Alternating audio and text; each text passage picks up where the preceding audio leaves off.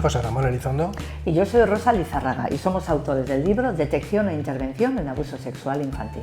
Es un libro que surge de 25 años de experiencia trabajando con víctimas de abuso y formando y acompañando a profesionales involucrados en estas cuestiones.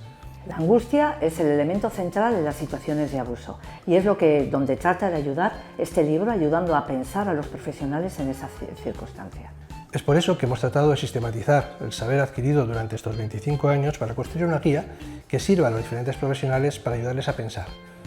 Es una guía que no sustituye la formación especializada, pero que la puede complementar.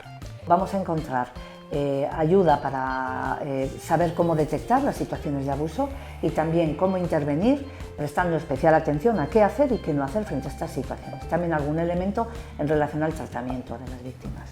También abordamos la cuestión de la prevención, tratando de evitar intervenciones que, si bien intencionadas, puedan resultar contraproducentes.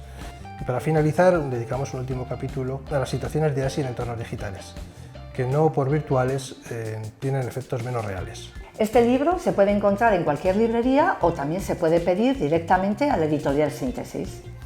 Y si queréis contactar con nosotros para cualquier cuestión relacionada con el libro o de otra índole relacionada con esta cuestión, lo podéis hacer a través de los canales de Avinchar y Sociedad Cooperativa Iniciativa Social, entidad en la que trabajamos.